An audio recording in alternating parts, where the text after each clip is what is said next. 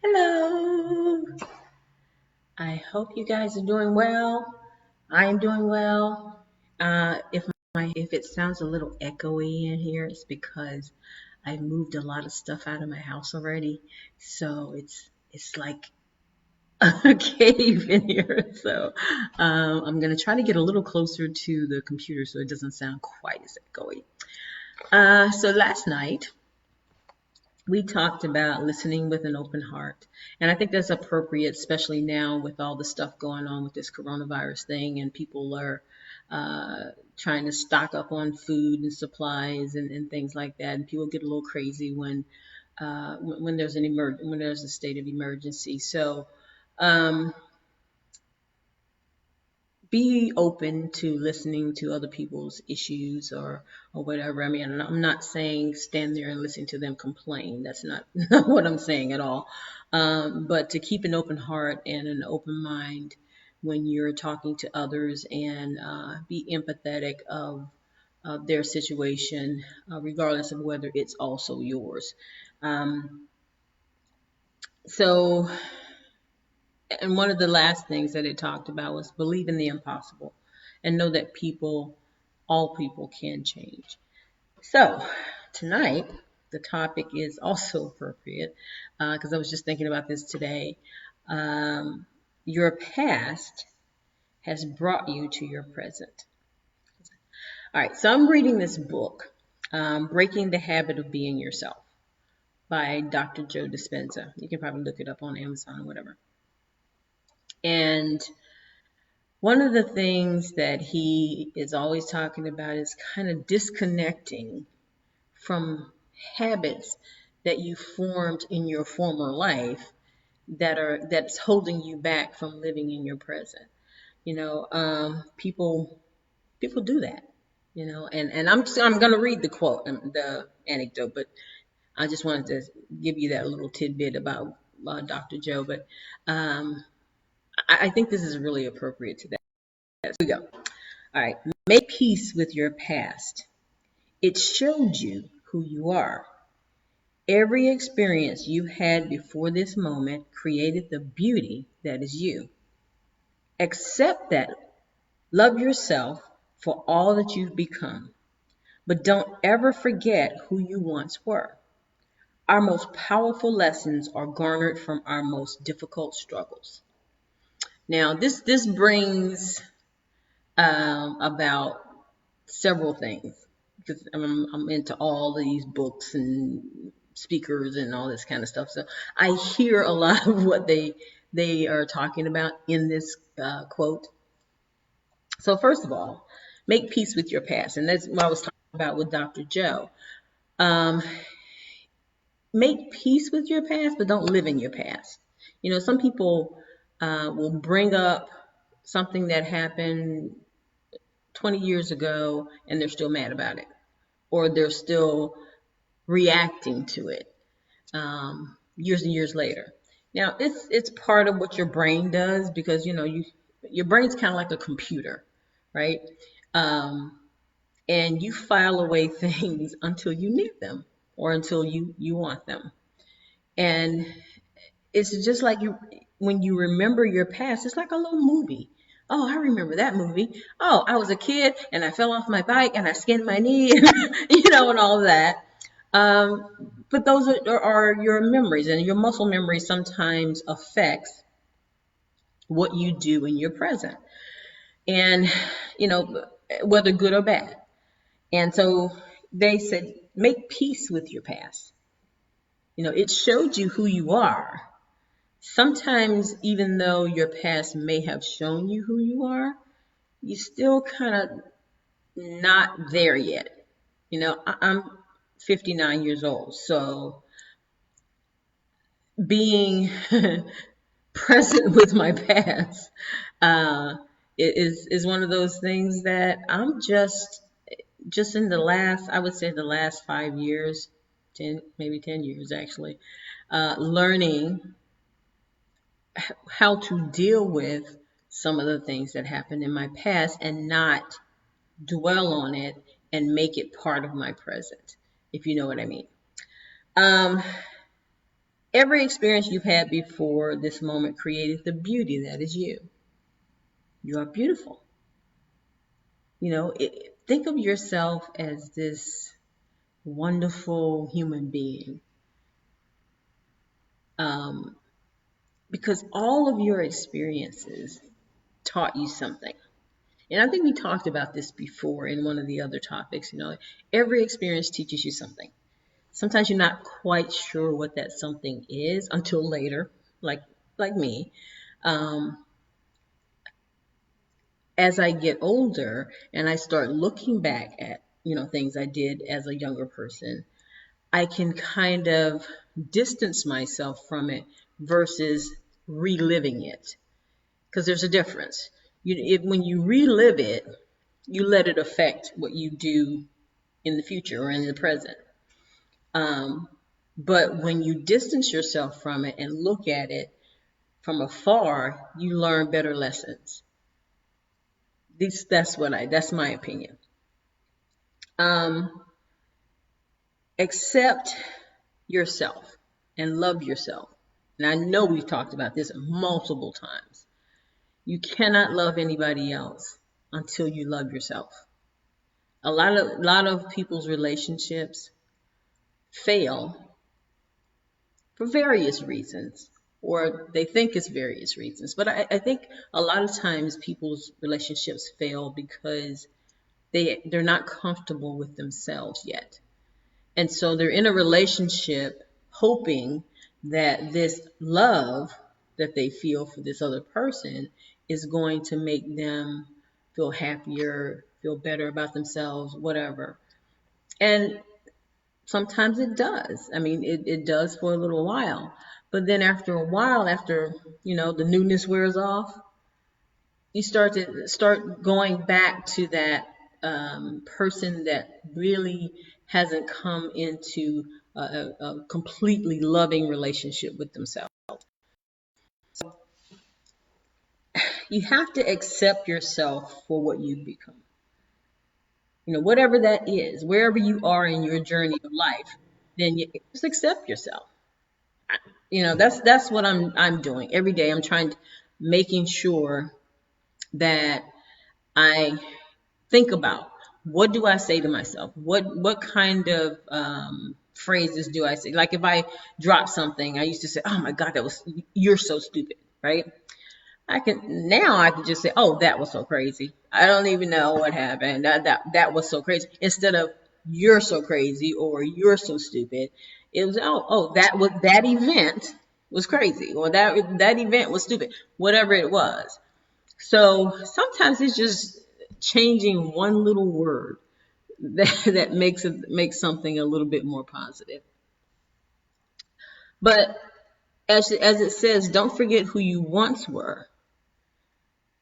Don't live in it, but don't forget who you once were, so that you're not destined to repeat whatever bad habits that you had, or whatever. Even if it was good, sometimes even the good things we had in life can hold us down from moving forward. One of the things, like Dr. Joe says in his book, people even with a really happy childhood can end up in relationships expecting the person they're in a relationship with to give them the same feeling that they had when they were a child. And it doesn't work. You were a child. You got to get over that. Yes, be happy and grateful that you had a wonderful childhood, but this relationship is something different. So get whatever joy you're going to get out of your current relationship, not expecting them to make you feel the same way you did when you were a child. So even in good past events, sometimes it can hold us back from moving forward in our present. And our most powerful lessons are garnered from our most difficult struggles, and that is so true. Because, some of the things that we go through in life, the ones that are the hardest are the ones that makes us shine even more. We talked about at the beginning of this book this method, this kitsakura, that the Japanese use to put broken things back together, and how much more beautiful the item is after they've applied this method, because if they use gold and gold inlay to go between the cracks. So when we're broken like that and we come up from all these struggles and hardships, sometimes we come out a much more beautiful person than before. Because now we know how to get through hardships. Now we know uh, different lessons, life lessons that we can carry into our future that will help us versus holding us back.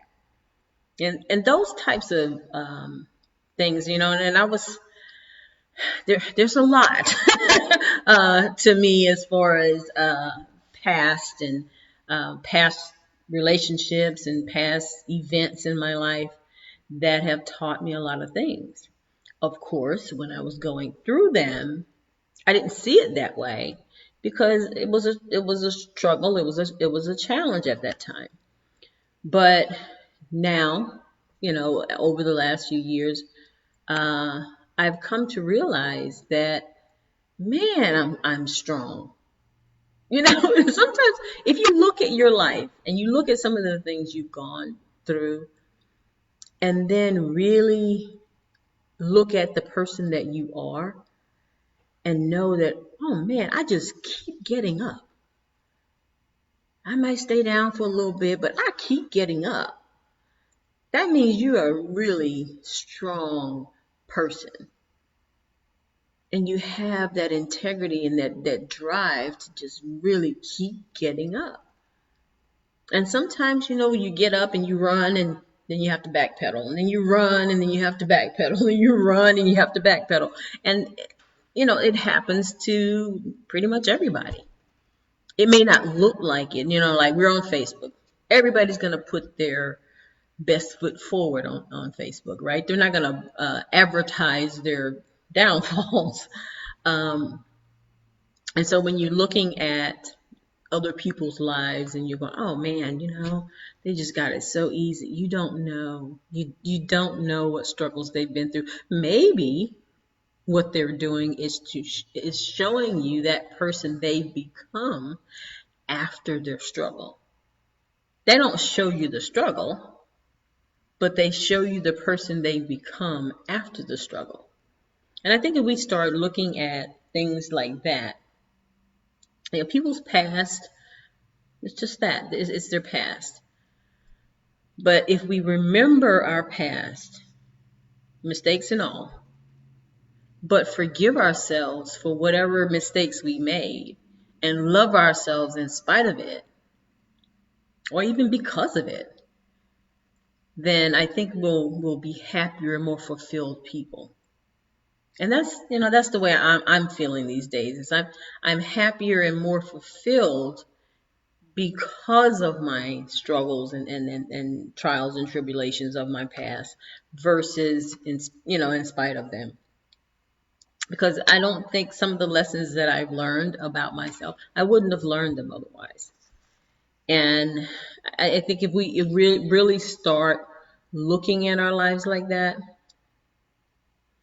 we'll find that we're such powerful people, such wonderful, inspirational people. And if you just let that beautiful light that we were talking about the other day come out, you can really impact a lot of lives, even your own. So that's my take on it, guys. So I'm going to stop talking now. But anyway, I hope you got something out of this lesson, because I really did. I put a lot of notes in my book, but I did leave the link for the book up. And I do want to say something, because I think I indicated I was going to say something about this overnight millionaire program at one point or another. But one of the things that this program has done for me is to help me to really get into self-development and using my mind to calm me down. And, in the face of all this stuff that's going on right now, I'm not really, I'm concerned, but not scared. I don't know if that makes any sense. Particularly because I meditate every day, I'm grateful every day, I do all this stuff, and that, even though it was around, before I discovered the Overnight Millionaire program, but one of the things that they constantly promote is meditation, calmness, doing all these things to really make you a calmer, happier person. And it's just done wonders for me. And I really appreciate Wesley Virgin. He's a phenomenal young man. He really sometimes he's a little rough around the edges, and he can yell at you a little bit, but he keeps you on your toes. And if you listen to him closely, everything he's saying is true. So you can't fault the young man for it. But I left also the link for his program as well. So if you want to take a look at it, take a look at it. If not, no worries. But I just really wanted to let you guys know what that has done, what that program has done for me. I am a totally different person than I was even 6 months ago. So take a look at it. Tell me what you think, and we'll talk about it maybe one of these days when somebody's brave enough to come into the session and actually have a conversation with me. Right? Okay. So in the meantime, guys, I wish you peace. I wish you love, and I love you guys. Thank you so much for watching. Please like and share this video, and I will talk to you tomorrow. Have a good evening. Bye-bye.